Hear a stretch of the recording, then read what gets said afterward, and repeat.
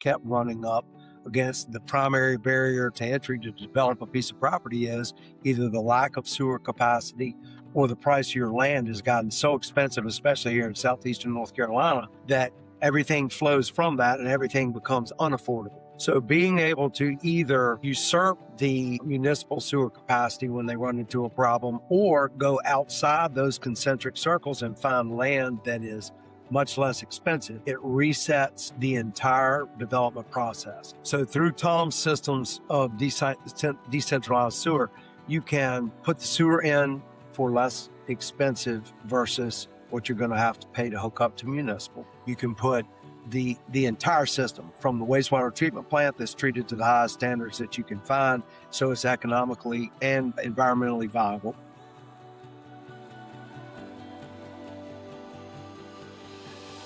Hey, Truly Passive Income listeners, this is Clint Harris. Thank you for joining us for today's episode. I wanted to give a quick intro today because this episode is a little bit unique from what we typically do.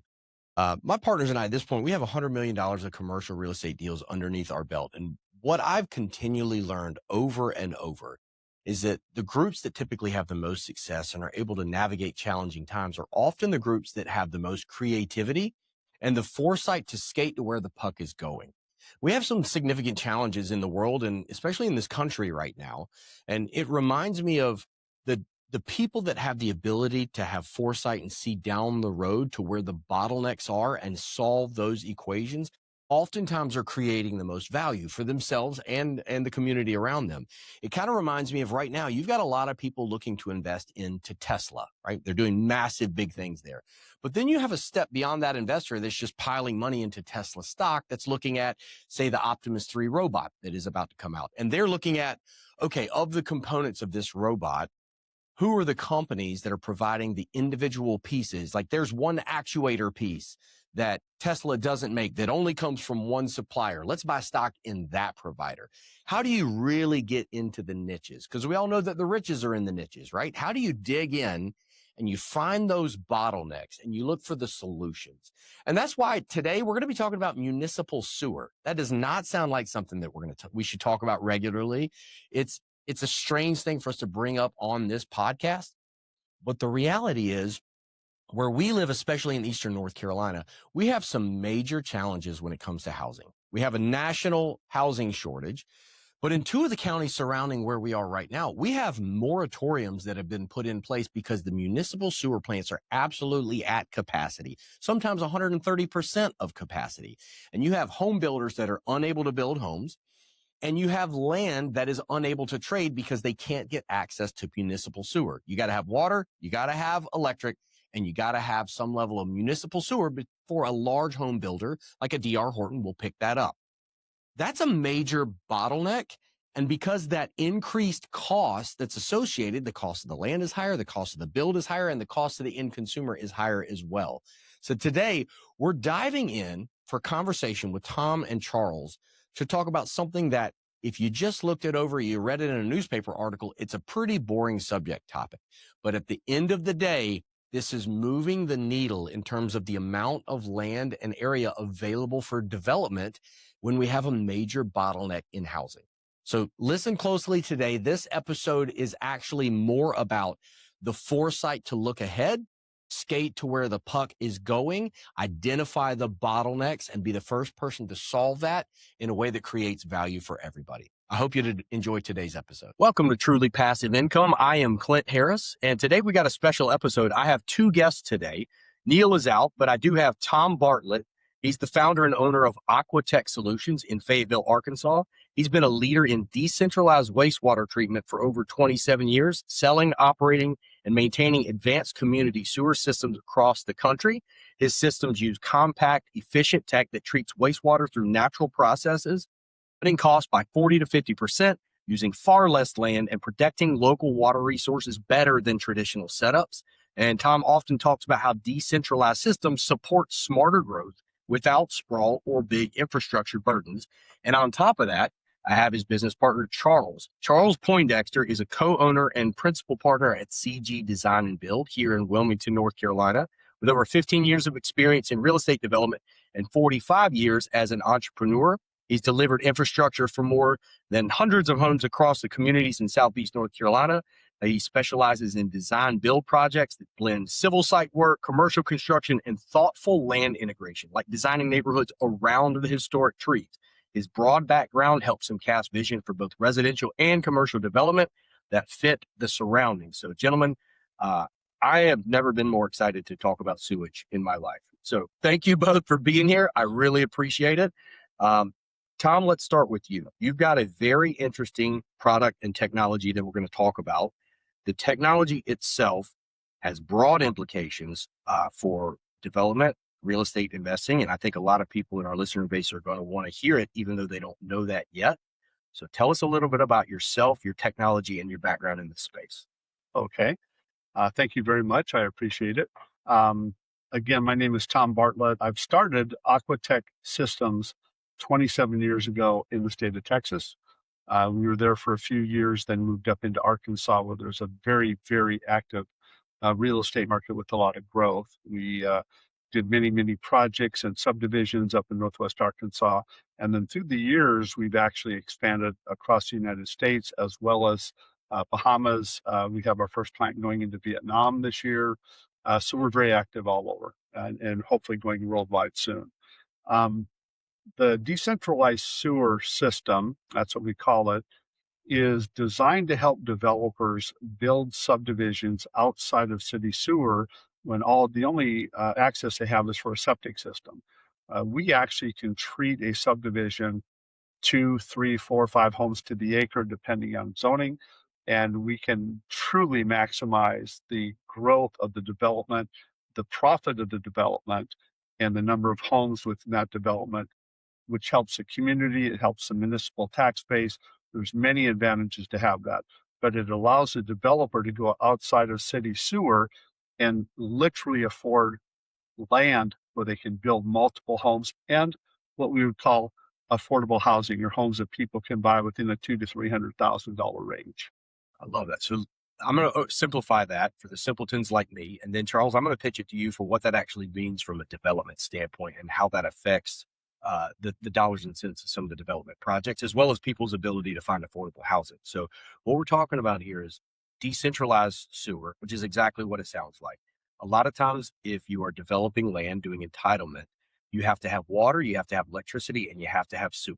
Traditionally, municipal sewer, which means you're paying. If the sewer's right there, you can hook up to it. But if not, it is extremely expensive to run those sewer lines to the property, be able to connect to that sewer so that you can develop that land into lots, build it, create housing for people. And that's a big bottleneck, especially for people doing entitlement on parcels that they would like to develop. A lot of times that is what is stopping things. It's either the cost of getting the sewer there to the plant or getting all the infrastructure in place. And this is effectively solving that problem on two fronts. Number one, it allows you to put municipal sewer or a municipal sewer equivalent on a piece of property, but it's also reducing the stress that we're seeing on a lot of these municipal sewer systems that are basically maxed out. We have infrastructure in our country, unfortunately, this is not political, that is crumbling in a lot of different areas, and sewer is a major one because it doesn't just have implications on that plant and on the community, but also the water table, the wastewater, and everything else. So there's a whole nother side of this, but from the development side of things, Charles, what does it do and what does it look like if all of a sudden you have access to a decentralized plant that you can put in that allows you to develop a piece of property that may have been cost prohibitive in the past? Well, that's exactly how I found my way to Tom and to Aquatech Systems. As a real estate developer, I kept running up against the primary barrier to entry to develop a piece of property is either the lack of sewer capacity or the price of your land has gotten so expensive, especially here in southeastern North Carolina, that everything flows from that and everything becomes unaffordable. So being able to either usurp the municipal sewer capacity when they run into a problem, or go outside those concentric circles and find land that is much less expensive, it resets the entire development process. So through Tom's systems of decentralized sewer, you can put the sewer in for less expensive versus what you're going to have to pay to hook up to municipal. You can put the entire system from the wastewater treatment plant that's treated to the highest standards that you can find, so it's economically and environmentally viable, from your collection system, which is how you get the wastewater from your homes to the central collection system in that subdivision or that commercial project, to what you do when you discharge it. So from a real estate development standpoint, it's a reset. I mean, we've watched everything spiral out of control. Your prices, your first time home buyers 40 years old now, people that traditionally wanted to invest in real estate are a little more cautious because it takes such a large investment. And so you can draw it all the way back to risk mitigation. I mean, everything is lesser. With decentralized sewer, the only thing that's not lesser is the quality of what you're doing. We are producing environmentally sound wastewater solutions to the real estate community. You made a really interesting point there about the basis of if a piece of property that you would like to develop has access to municipal sewer, that price tag just went up a lot, right? Because the more access you have, the easier it is to develop, and the price is going to go accordingly. Whereas this is almost more like bringing the mountain to Muhammad, right? You find the property that you want at the price point that you want, and then you can put a sewer treatment plant there on the property, as opposed to being regulated by the amount of distance you have to pipe in municipal sewer, what that looks like, which changes your basis. Sometimes on a lot of these builders, it may cost them $12,000, $13,000, $14,000 per lot to connect to sewer when it's all said and done, versus a fraction of that cost, less than 50%, if they're going to have that on their own property. And it also doesn't put stress on the local community. Here in Eastern North Carolina, we're in a tri-county area that has given out tens of thousands of permits over the last years, and in some cases slammed the brakes on those, and in some cases even retracted permits because the sewer treatment plants are overworked and they have no more capacity. Right. So now you're talking about a red line that no developer is able to break through. And this is you saying, hey, not only can I solve that problem, I can increase your tax basis as a county, but I can reduce your overhead and your workload on your municipal utilities. That's a pretty interesting flip. So there's a lot of winners and not a lot of losers here. Tom, let's talk about the science of this. Without getting too much into the weeds on it, explain to us, talk to me about the size. The size of this is something that kind of blew me away, all the way from what it would take to treat a single home to the size of the plants that you're able to construct and build and how much they can handle in terms of capacity. Give us a brief idea of what we're talking about here. We say our range in building wastewater treatment plants are somewhere between 2,000 to 3,000 gallons a day, up to 3 million gallons a day. We do many, many different sizes. Every job we do is a custom project. We build it to the effluent gallon per day standards that were given by the engineer. And the effluent standard is usually given to us by the state, which tells us where we're discharging to and what is the BOD TSS, nitrogen, phosphorus removal that we have to meet. So everything is a custom built plant. Because of the science that we have with the type of media that we use, which is very complicated, I can't get into it here, but we do have a very, very high surface area per square meter, per cubic meter of wastewater that comes in. So that makes our wastewater treatment plant the smallest on the market and the smallest footprint. So, we're doing 14,000 gallon per day here in North Carolina. It's probably 4 feet wide by 15, 16 feet long. We have 92,000 gallons a day out in Arkansas. There's two systems that are 7.5 feet by 17 feet. So that's two side by side. That's 92,400 gallons a day. The footprint is very small, extremely small. Because it's small, that allows the developer to use up less land to put his treatment plant on, but it also keeps his cost down because we're building so much less material. So the cost of it is very low per gallon or per door for a developer.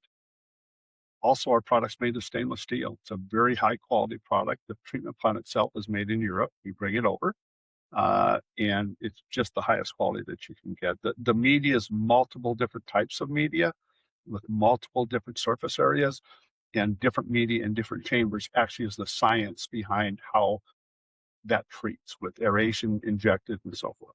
And the end result is that a lot of the I'm not sure about everybody's treatment plant on the municipal level, but I do know the quality that's coming out of your treatment plants. And this is stuff that people are using for irrigation on golf courses. Yep. This is treated at the highest level. And it's also, you've got some of these next to some very, what is it, the Virgin River, I think, in Utah, I believe you have Yes, you have very multiple close. plants right on the edge of the river Very that close. are held to the highest standards, obviously, to keep it from there.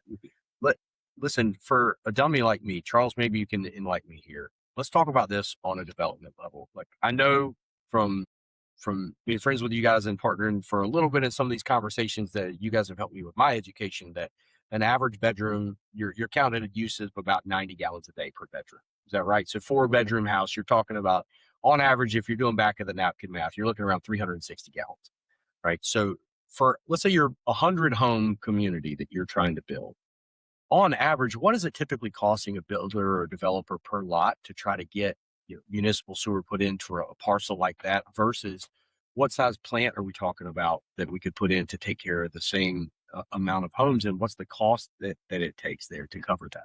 Right. Well, I'll handle the first part and I'll let Tom answer the second part. The first part, from a traditional real estate perspective, if I go in to develop 100 lots, you're easily into several $1 million worth of infrastructure before you know it. And that depends largely on how stringent the demand is on the lift station. The lift station by itself can be $1 million. And then you've got very expensive reinforced concrete pipe or C900 pipe that's very deep.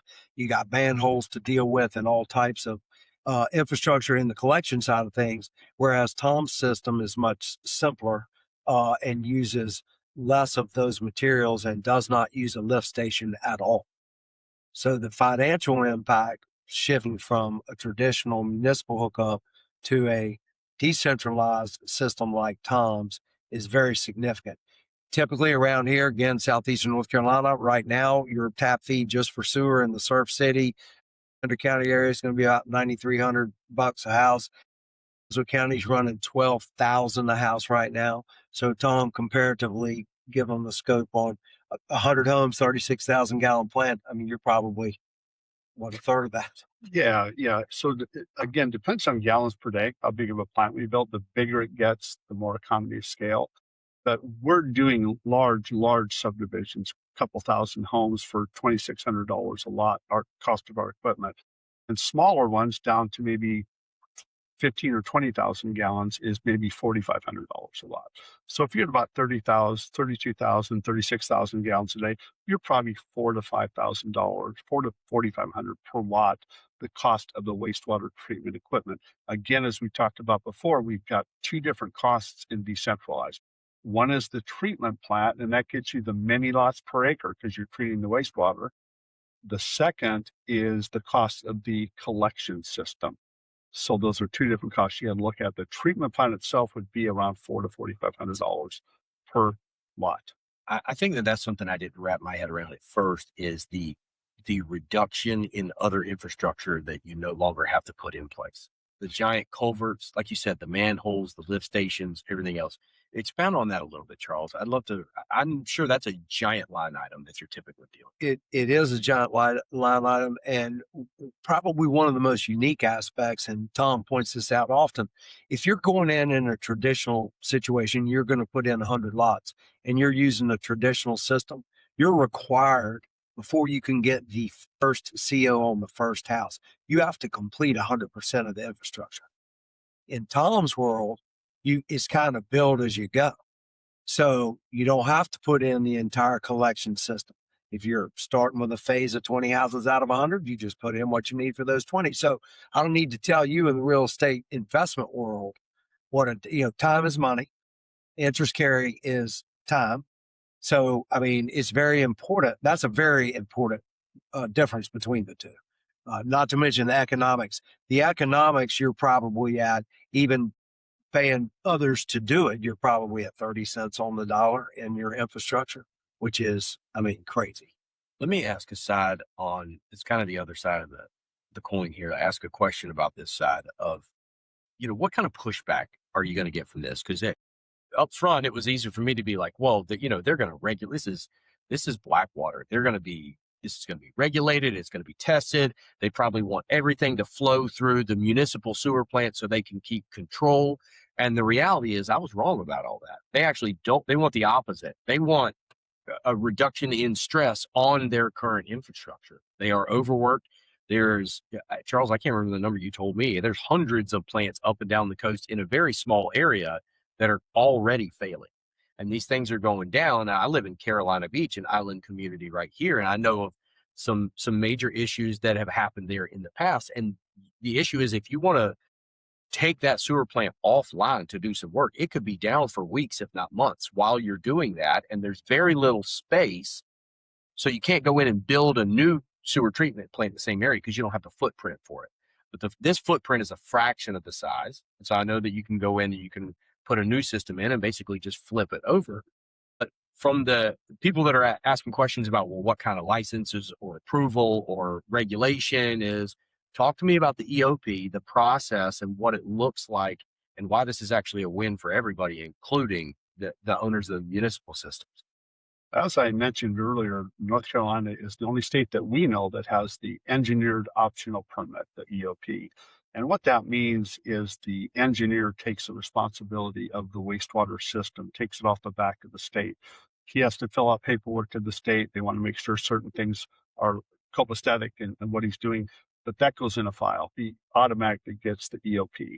So we can get a permit very, very quickly by doing the EOP through the engineer. So that's something and that's one of the reasons we're so active in North Carolina right now, is because of that EOP. Yeah, and how that works. Charles, you've had experience putting these systems in and installing them. What is from the time that someone says, "Hey, let's go," walk me through that. Let's say I'm a developer, I'm somebody listening right here. And what I've seen over and over, as soon as people learn about the system and learn a little bit more about how it works, everybody's got that light bulb moment. You talked about it before we started recording, Tom. It was like, oh, what about that 90 acres over there that would have penciled, but the sewer was 1.5 miles away and we couldn't get there or whatever. Let's say I'm that person. And in the back of my mind, I have 150 acres that I'm thinking about that immediately jumps to mind. And I engage with you, and I'm like, okay, what does it look like to start this process? So beginning being soup to nuts, if I'm the listener right now with that kind of piece of land, walk me through the process of what it would look like to get a system put in. Well, I'll hit the development side and I'll let Tom go through the system, the exact system side. But from a developer standpoint, the first key you hit on obviously is permitting. So you've got that permitting window or your entitlement window way down, right? So if I'm looking to develop a tract of land, and I know that I want to go to a Tom Bartlett for decentralized sewer, I proceed with my normal teamwork. I'm doing my soils, I'm doing my environmentals, I'm doing all that stuff. But while I do that, I go ahead and call Tom and go, hey, this is a perfect candidate. I don't have sewer anywhere near. Need decentralized sewer in here. Tom, that time frame is minimal comparatively, but you speak to that better than I do. So let's say that I placed an order 1st of April this year. What can I expect out of Aquatech on timing? Yeah, depending on the size of the plant, if you've got a 20,000 gallon per day plant, it's going to be about a 3-month build and about 4 weeks. It's coming from Europe. It's about a 4-week ship. If it's a 100,000 gallon per day plant or 120 like we built, that's going to be more of a 5-month build. And again, another 4 weeks to ship. So somewhere between probably 3-4 months to 6 months for on-site delivery to the site. So what happens is we quote the project. They give us a design criteria sheet from the engineer. We quote to that design criteria sheet, telling us what to build, how to build it, to what gallon per day, what the flow, the inflow and effluent is. And then the contractor likes that, or the builder likes that. They go under contract with us, and then we get 10% down and we start designing the whole system. And that can all be happening on an EOP while this is going into the EOP, because that's going to happen way before the plant's needed. So that can start from the very beginning. The contract, the deposit, the whole thing can be done during that time period very quickly. And so from an overall timing standpoint, we're actually running parallel tracks, right? Because I'm beginning to do my stuff while my plant's being manufactured. The plants are typically in place well before the developer actually has a need for it, because the builder, who's the end user of my lots I'm developing, right? They've got a process they've got to adhere to, right? So when the plant gets here, it's usually, I mean, it's not, but maybe 30, 45 days, we can have the full plant installed and in the ground and operational. So it's a pretty streamlined process. Okay, so we've talked about time, which is obviously time is money, right? Especially if you're using hard or private money for any of this development. We've talked about how easy it is to navigate with the EOP because of the state of North Carolina, what we're working with there. It's a fast track system that engineer is essentially, the way I look at it, is taking the liability away from the state's approval. It's willing to take that on themselves by writing that letter. Correct. And approving that.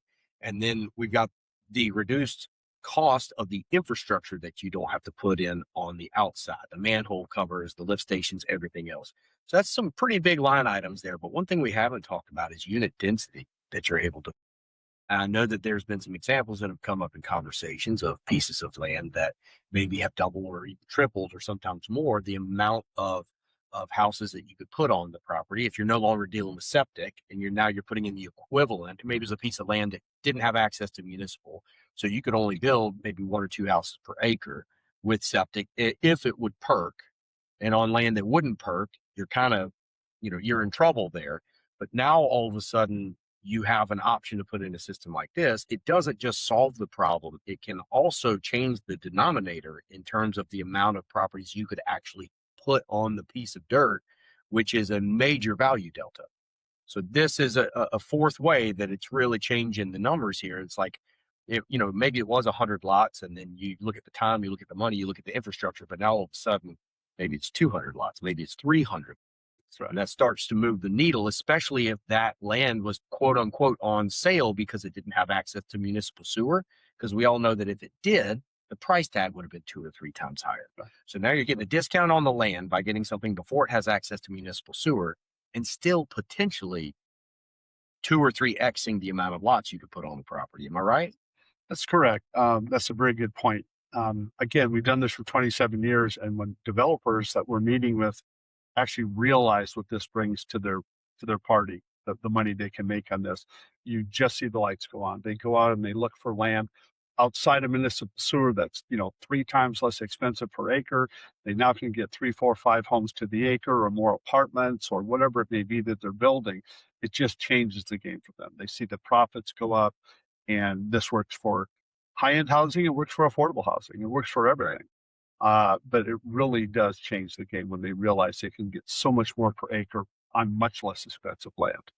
It changes the whole thing. Yeah, because specifically and strategically related to real estate investment, which I know is a cornerstone of your podcast, Clint, it's all about the multipliers, right? So if your density becomes a multiplier while your infrastructure becomes a reduced multiplier, it's a win-win. The other aspect there is it's not only about the economics. I think we all care about the environment we live in. Tom's systems have a significant environmental impact.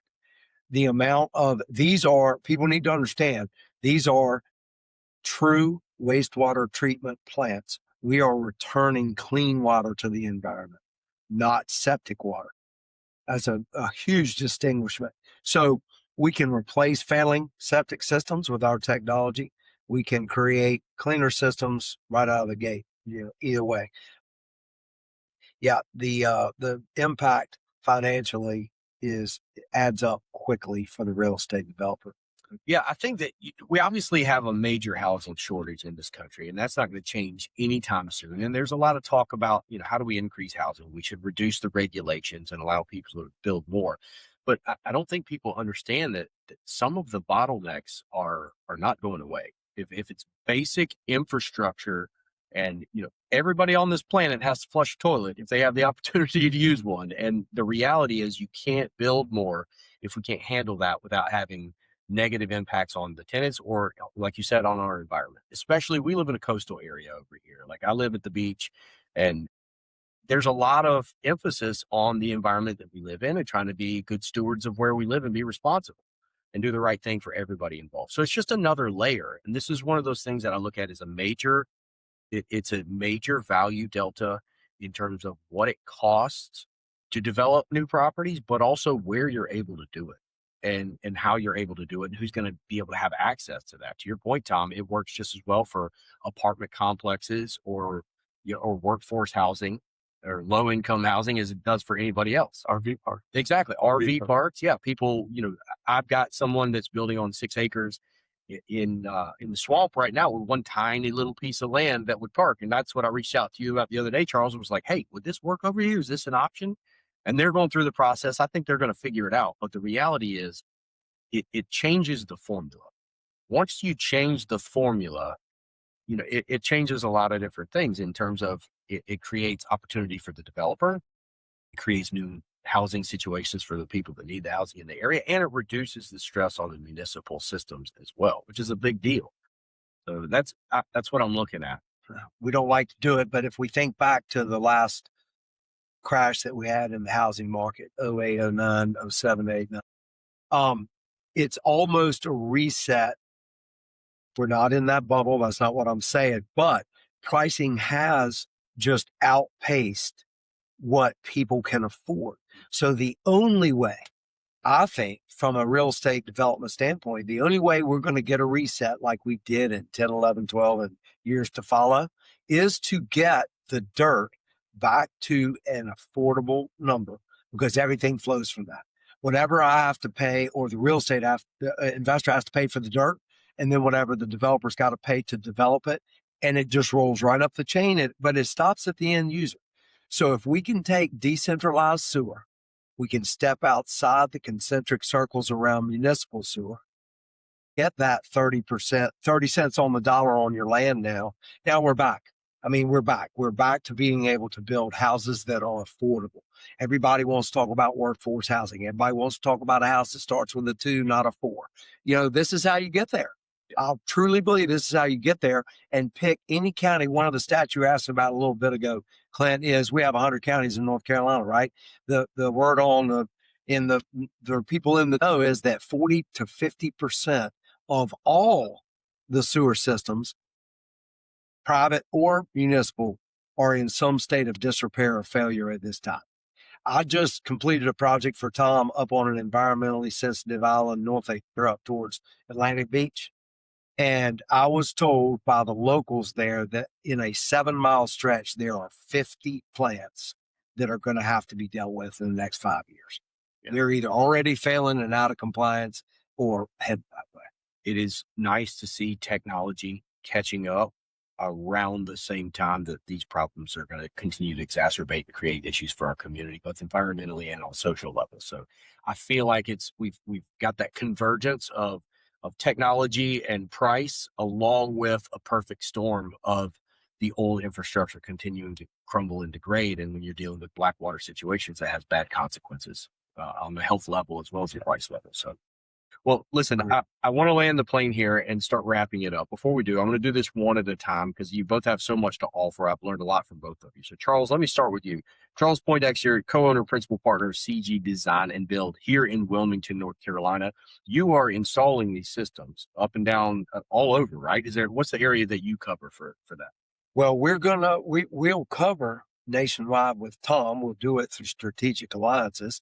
We don't have the manpower or the actual equipment to pick up and go to Utah, where he's got some fabulous projects going on out there. But we partner with locals on that basis, but it gives us the oversight and the management to make sure that's being done correctly. Well, if you are interested in connecting with Charles and hearing about what he and his partner Greg are doing over at CG Design and Build here in Wilmington, Charles, what would be the best way for someone to track you down and do that?